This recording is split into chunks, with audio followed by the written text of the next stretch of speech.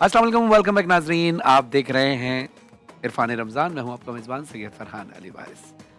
नाजरीन, ये वो सेगमेंट है कि जहां पर हमारे बहुत सारे बहुत प्यारे प्यारे सेलिब्रिटी गेस्ट आते हैं जिनको आप बहुत शौक से सुनते हैं, देखते हैं। आज हमारे साथ जो शख्सियत मौजूद हैं, उनकी आवाज़, अंदाज़, गुफ्तगू का अंदाज़, उनकी संजीदगी ने बरसों से नाजरीन के दिलों में जगह बनाई हुई है। स्क्रीन की दुनिया हो तो बावकार शख्सियत, तवाज़ुन के साथ इनकी शख्सियत नज़र आती है और तहज़ीब की एक पहचान भी इनकी शख्सियत है। मॉर्निंग शो हो या कौमी सतह के प्रोग्राम्स हों, इसको एक कंडक्ट करती हैं और इन्होंने हमेशा से अल्फाज को बड़ी ज़िम्मेदारी के साथ इस्तेमाल किया है। और आज रमज़ान ट्रांसमिशन के बाबरकत महीने में हम खुश आमदीद कहते हैं। बहुत सारी रमज़ान ट्रांसमिशंस में भी आप इनको कई सालों से देखते आ रहे हैं, लेकिन आज हमारी खुशनसीबी, आज ये हमारी मेहमान है। मेरी मुराद है मोहतरमा सिद्रा इकबाल साहब। अस्सलाम वालेकुम। अस्सलाम वालेकुम। कैसी हैं आप? ठीक हैं? बिल्कुल खैरियत? ठीक-ठाक, रमज़ान मुबारक आपको। आपको भी बहुत बहुत मुबारक। It's such honour for me कि आप हमारे दरमियान मौजूद हैं। फरहान, आपको जब भी मैंने स्क्रीन पे देखा है और ख़ास तौर पे चाहे वो कोई मज़हबी ख़ास दिन हो या फिर रमज़ान ट्रांसमिशन हो, I have always been inspired. Allah ताला ने आप पे ख़ास करम किया है कि आपके और आपकी आवाज़ आपकी बहुत पहचान बहुत है। बहुत बहुत शुक्रिया। शुक्रिया मुझे बुलाने ये के आपकी लिए। हौसला अफजाई है। यकीनन ये वो वर्ड्स होते हैं कि जो हर इंसान सुनना चाहता है। यानी मैं अक्सर लाइव प्रोग्राम्स में भी एक बात कहता हूँ कि ये वो चीज़ है कि जो खुद अल्लाह भी चाहता है। यानी अल्लाह ने जब ये दुनिया बनाई तो अल्लाह चाहता है कि मेरी तारीफ़ की जाए। अल्लाह ने जब रसूलुल्लाह सल्लल्लाहु अलैहि वसल्लम जैसी हस्ती को खल्क किया, पंजतन पाक को खल्क किया, तो अल्लाह चाहता है कि वो तारीफ़ की जाए कि इनका खालिक कौन है। तो ये तारीफ़, ये वाली जो सिफत है ना, वो हर इंसान के अंदर होती है और ये यकीनन एक एनर्जी मिलती है इससे। मैं आपसे सवाल तो ज़ाहिर है आप खुद सवाल करना बेहतर जानती हैं, मगर कुछ सवालात हैं जो मैं चाहूँगा कि लोग भी शायद सुनना चाहते हैं। उसमें बहुत से लोगों को जवाबात पता भी होंगे, लेकिन रमज़ान आपकी ज़िंदगी में बतौर इंसान क्या बदलाव ला सकता है या क्या बदलाव लाता है? फरहान, मुझे लगता है कि ज़िंदगी का हर लम्हा ख़ास तौर पे आपके लिए एक सीखने का अमल होता है। It's an opportunity for you to learn, to evolve.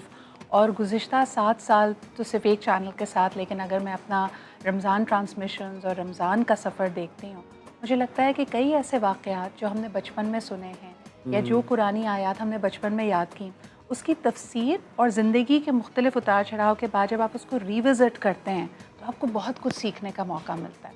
जिस तरह कहा जाता है ना कि अल्लाह ताला कभी आपको देकर आज़माता है, कभी आपसे लेकर आज़माता है, कभी आपको बहुत अता करता है, तो तब भी इंसान को संभल जाना चाहिए।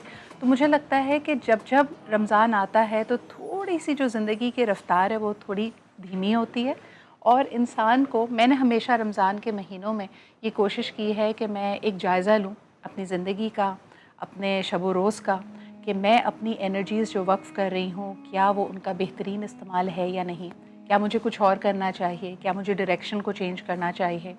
तो ये जो सिलसिला है ये चलता रहता है और मेरे ख़्याल में हमेशा मैं कहती थी लोगों को कि रमज़ान ट्रांसमिशन बिलखुसूस मुझे एक इबादत की तरह लगती है, बिल्कुल ऐसा। क्योंकि वो जो वक्त है ना, या तो आप घर में होते हैं, ठीक है, आप नमाज की अदायगी कर रहे होते हैं, कुरान पाक पढ़ रहे होते हैं, लेकिन कहीं ना कहीं हम थोड़े से सुस्त भी हो जाते हैं। बिल्कुल ऐसा। तो ऑटोमेटिकली जब आप किसी ऐसी ट्रांसमिशन का हिस्सा है जहाँ पे ज़िक्र अल्लाह हो रहा है, ज़िक्र रसूल हो रहा है, इबादत के जो स्पिरिचुअल एसेंस है उसकी बात की जा रही है, तो मुझे बहुत लुत्फ़ आता है उसमें। अच्छा, चूँकि रमज़ान से इमोशंस भी जुड़े हुए होते हैं, आपने बहुत सारी बेहतरीन और कामयाब ट्रांसमिशंस की हैं रमज़ान की ख़ास तौर पे। वैसे तो दीगर प्रोग्राम्स को आप कंडक्ट भी करती हैं, गवर्नमेंट के प्रोग्राम को भी कंडक्ट करती हैं, लेकिन मैं बात करूँगा रमज़ान ट्रांसमिशन की स्पेसिफिक। तो रमज़ान ट्रांसमिशन में कोई ऐसा लम्हा जो आपको आज तक याद हो, जिसने आपको अंदर से हिला दिया हो या दिल को रुला दिया हो, आँखों में आँसू आ गए हों, या कोई ऐसा केस रमज़ान के दिनों में आया हो आपके दरमियान जो आपको आज भी याद है? यानी जैसे हेल्प करने के लिए बहुत सारे केसेस आते हैं, तो कोई ऐसा कुछ याद है आपको? फरहान, मैं आपको बताऊं, मैं वैसे तो जब मॉर्निंग शो कर रही हूँ ना, तो लोगों ने मुझे हर सिनेरियो में देखा है। मेरी आंख का इन्फेक्शन हुआ, मैंने ग्लासेस पहन के भी शो किया है, मेरे पैर में चोट लगी, मैंने पूरा कास्ट पहन के भी मैं लाइव शो करती रही। तो 2024 में मैंने पक्का इरादा कर लिया था कि मुझे हज पे जाना है, لیکن میرے جو صحت تھی اور ख़ास तौर पे जो मेरी पैर की चोट थी ना, वो मुझे इजाज़त नहीं दे रही थी. मुझे आज तक याद है कि 2024 की जब मैं रमज़ान ट्रांसमिशन कर रही थी तो 15वें रमज़ान का रोज़ था, और क्योंकि वो इमाम हसन से मुंसलिक है तो उनकी फ़जीलत बयान की जा रही थी. तो जब अल्लामा ज़िक्र कर रहे थे तो उन्होंने बताया कि उनके बहुत सारे फ़ज़ाइल में से एक ये भी शामिल है कि इमाम हसन ने पापियादा 25 हज अदा किए. और वो जब इस सफ़र के लिए निकलते थे और लोगों ने कहा कि सुन्नत रसूल तो एक हज की है, आपने फ़र्ज़ की अदायगी कर दी, हर साल आप इतना उस ज़माने का मुश्किल तरीन सफ़र करते थे. तो इमाम हसन का कहना था कि मैं हर वो कदम जो मैं खाने काबा की तरफ लेता हूँ, मुझे ये एहसास होता है जैसे मैं अपने नाना के पास हौज़ कौसर की तरफ सफ़र कर रहा हूँ. अल्लाह हू और ये सुनना था कि फ़रहान मेरे ना आँखों से आंसू आने लगे. मैंने कहा अल्लाह पाक किसी तरह बस मुझे ये हिम्मत अता कर या इतनी शिफा दे दे कि मैं भी अपने पैरों पे आपके बैतुल्लाह का सफ़र कर सकूं, हज का अदायगी कर सकूं. और अल्लाह ताला ने साल 2024 में मेरी वो दुआ पूरी की. तो मुझे वो लम्हा हमेशा याद रहेगा कि 15वीं रमज़ान पे जब हम बात कर रहे थे और बहुत मुश्किल लग रहा था, और ऐसा लग रहा था कि लोगों ने कहा रश, और ये वो वाला हज था फरहान, अगर आपको याद हो, जिसमें एक्सट्रीम टेम्परेचर्स हुए थे और तकरीबन 170 लोगों की शहादतें हुई थी. बट अल्लाह ताला ने बहुत करम किया कि मैंने बहुत सुकून से, बहुत आसानी के अच्छा, साथ यहाँ वो मैं हज एक अदा छोटा सा किया. वाक़या मैं भी शेयर करूँ. मेरी वालदा ने जब हज पर जाना था तो उस वक्त कंडीशन ये थी कि वालदा की पाँव में जो घुटनों का प्रॉब्लम था, ज़्यादा नहीं चल सकती. तो ज़ाहिर है जो काफ़िले वाले होते हैं वो अपनी भी रिस्पॉन्सिबिलिटी से थोड़ा सा अवॉइड कर रहे होते हैं कि हज के मौके पर बहुत ज़्यादा ज़िम्मेदारी ना उठाई जाए. तो वो किसी तरह उनको कन्विंस कर रहे थे कि आप इस कंडीशन में हज नहीं कर सकती, आप उम्रा कर लीजिएगा, हज बहुत मुश्किल है. अच्छा, कि मेरी वालदा ने नियत की थी कि अपनी तरफ से भी और अपने पेरेंट्स की तरफ से भी हज करेंगे. अब्बू ने भी ये नियत की थी, लेकिन तबीयत ऐसी, उनकी कंडीशन ऐसी नहीं जो एक जवान की कंडीशन होती. तो शॉर्ट स्टोरी ये कि जब बहुत बार उन्होंने कन्विंस करने की कोशिश की, उन्होंने कहा कि बहुत सारे अरकान आपके रह सकते हैं. मेरी वालदा ने एक बात कही थी कि देखिए, अरकान अगर कोई रह गए तो ये मेरा और अल्लाह का मामला है. बेशक. ज़्यादा से ज़्यादा ये होगा ना कि मेरा हज कबूल नहीं होगा, लेकिन मेरी नीयत तो अल्लाह जानता है. अम्मी कहती मैं नियत करके चली गई और वो कहती है मुझे पता ही नहीं चला कि किस तरह से मैंने सारे अरकान भी अदा कर दिए और हज के लिए इतनी आसानी हो गई. और वाकई सख्त तो था, लेकिन कहते हैं जब नियत इंसान कर लेना तो फिर बहुत आसानी हो जाती है. और नीयत के साथ साथ कुछ तैयारी, यानी मुझे लगता है कि ये वाहिद इबादत है फरहान जिसमें अल्लाह ताला ने खुद कहा है कि इसमें मुशक्क़त है, लेकिन अल्लाह ताला की खुशनुदी के लिए की जाए तो यकीनन उसका सिला देने वाला भी वही है. अच्छा, आप चूँकि आप एक बावकार और एक कामयाब औरत हैं जिन्होंने अपने घर को भी देखा, अपने प्रोफेशन को भी देखा. यानी जैसे इस्लाम भी इस बात की इजाज़त देता है, जैसे जनाब खदीजतुल कुबरा सलाम अलैहा एक बहुत बड़ी बिजनेसमैन थी और उन्होंने सारा अपना माल व दौलत असबाब दीन इस्लाम के लिए खर्च कर दिया. तो इसी तरह अगर औरत बावकार तरीके से अपनी हुर्मत को सामने रख के अगर प्रैक्टिकली काम करना चाहे, कहीं जॉब करना चाहे, तो इसकी इजाज़त है, आप उस बाउंड्रीज़ में रह के. लेकिन मैं अब आता हूँ सवाल स्पेसिफिकली इस रमज़ान के. रमज़ान में एक औरत की ज़िम्मेदारी मज़ीद बढ़ जाती है. यानी जो घरेलू औरत होती है, जो जॉब नहीं करती, हाउस वाइफ होती हैं, उनके लिए तो आसानी उनके लिए भी नहीं होती क्योंकि उनके रूटीन से ज़्यादा उनको उठना भी है. Exactly. लेकिन एक प्रैक्टिकल औरत जिसने जॉब भी करनी है या बिजनेस कर रही हैं और घर को भी देखना है, तो इस कंडीशन में आप क्या कहना चाहेंगी कि एक औरत के लिए कितना मुश्किल वक्त होता है, या रमज़ान में उसके लिए वही आसानियाँ हो जाती हैं जैसे मैंने हज के हवाले से बात की कि अगर नियत करें. देखिए, हुज़ूर अकरम सल्लल्लाहु अलैहि वसल्लम की बहुत सारी अहादीस मुबारका मौजूद हैं जहाँ हम ये देखते हैं कि ख़वातीन अगर घरों में हैं या घर में अब रहकर अपनी घर की ज़ीनत, अपनी फ़ैमिली की ज़ीनतों का ख्याल रख रही हैं, तो उन्होंने कई हवालों से आपको सवाब के लिए ज़रिए खोल दिए हैं. मुझे लगता है कि ख़ासकर ये ख़वातीन के लिए ही इनाम है कि अल्लाह ताला ने लैलतुल क़द्र दी है, जिसमें 1000 रातों से ज़्यादा आपको सवाब मिलता है, क्योंकि कहीं ना कहीं उमूर ख़ानादारी में, घर की दीगर ज़िम्मेदारियों में आप वो हक़ अदा नहीं कर पाते, आप उतनी दिलजोई से इबादत नहीं कर पाते. तभी अल्लाह ने कहा है कि अगर आप नियत करके बिस्मिल्लाह करके अपने घर की सफाई एक खातून करती है तो उसका सवाब भी बिल्कुल ऐसा है जैसे उसने बैतुल्लाह की सफाई की. तो यानी कहीं ना कहीं मुझे लगता है कि आसानियाँ भी आ जाती हैं.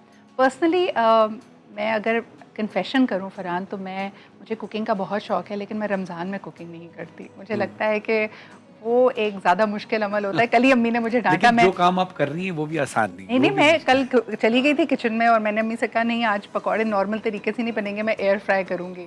اور بائی دا ٹائم مجھے لگتا ہے کہ میں بہت سارے لوگوں کے ساتھ کچن میں کام نہیں کر سکتی, تو وہ جتنا میں نے ہٹلر شاہی کی بھی ہوتی ہے, میں نے کہا تم نہ ہی بناؤ, تم جاؤ میں خود ہی کر لوں گی. چلے ایک بریک کی طرف چلتے ہیں, پھر آپ سے ملاقات ہوگی. لیکن آپ کو بتاتے چلو بریک پہ, ابھی آپ بریک کے بعد بھی ہمارے ساتھ ہیں ناظرین. سدرا اقبال صاحبہ ہمارے ساتھ ہیں, لیکن کچھ گفٹ ہیں جو آپ کے ساتھ جائیں گے. ہم اکثر مہمانوں کو جاتے وقت گفٹ دیتے ہیں, لیکن میں نے کوشش کی کہ دوران پروگرام ہی یہ کرشی جامع شیریں بنانے والوں کی جانب سے گفٹ ہیمپر آپ کے لیے, اور یہ ہمارا پرفیوم ہے فرحان علی وارث بائی ہیمانی. تو یہ پرفیوم ابھی ہم نے پریمیم کوالٹی کا ایک اور پرفیوم لانچ کیا ہے, وہ بھی ہے اور ڈیوڈرنٹ بھی ہے. یہ آپ کے ساتھ جائیں گے. فرحان یہ میں استعمال کر سکتی ہوں یا میں اپنے والد کو دے سکتی ہوں؟ یہ اس میں میں آپ کو بتاؤں, یعنی از اٹ فار مین اور از اٹ فار ویمن؟ بتاتا ہوں. یہ ہے فیروز. اچھا, یہ عربک اس کی فریگننس ہے, اور یہ لیڈی اینڈ جینٹس دونوں ہی استعمال کر سکتے ہیں. زبردست. ٹھیک ہے, اور اس کے اور بھی ویریئنٹ ہیں, وہ انشاءاللہ پھر میں آپ کو تفصیل سے آپ کے گھر پہ باعزت طریقے سے مزید بھجواؤں گا. یہ بھی باعزت طریقے سے ہی ہے, لیکن وہ زیادہ بڑے طریقے سے, زیادہ فارمیلٹی, زیادہ پرتکلف انداز, پرتکلف انداز میں بھجواؤں گا. تو یہ آپ کے لیے ہوگا, یہ آپ کے ساتھ جائے. بہت شکریہ. ناظرین آتے ہیں مختصر سے وقفے کے بعد, دیکھتے رہیے عرفان رمضان.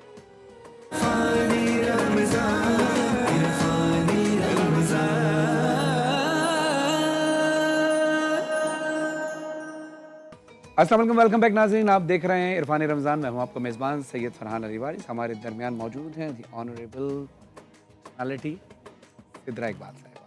السلام علیکم. سدرا صاحبہ, ہم آپ سے ابھی گفتگو کر رہے تھے. اچھا, میں آپ کو ایک اور بات, کیونکہ آپ کی زندگی سے ریلیٹڈ بھی بات کریں گے اور لوگ جاننا بھی چاہتے ہیں. ناظرین, چونکہ آج ہم بی بی فاطمہ زہرا سلام اللہ علیہا بنت رسول صلی اللہ علیہ وسلم کے حوالے سے بات کر رہے ہیں, تو رسول اللہ صلی اللہ علیہ وسلم نے بیٹی کے مقام کو اتنا بلند بتایا ہے کہ آج جب شعور جاگ گیا ہے تو ہر شخص یہ کہتا ہے, جو یہ کہتا تھا کہ مجھے صرف بیٹا چاہیے, آج وہ یہ کہتے ہیں کہ بیٹے تو ملے ہی ملے, لیکن بیٹیاں لازمی ملیں. تو بیٹی تو اللہ کی طرف سے رحمت ہوتی ہے. تو سدرا صاحبہ, آپ مجھے بتائیے گا کہ آپ کی ماشاءاللہ 3 بہنیں ہیں. آپ 3, مجھے ملا کر 3 بہنیں ہیں. آپ کو ملا کے 3 بہنیں ہیں, اور بیٹی تو باپ کے لیے رحمت ہوتی ہے. کیا فیلنگز ہوں گی آپ کے پیرنٹس کی, آپ کے والد کے آپ کے ساتھ؟ مجھے یہ پتہ ہے فرحان کہ جس طرح آپ نے حضرت بی بی فاطمہ کا یہاں پہ ذکر کیا, تو ان کے بارے میں بہت پیار سے یہ کہا جاتا ہے, بہت ادب سے یہ کہا جاتا ہے کہ نور چشم مصطفیٰ ہے فاطمہ.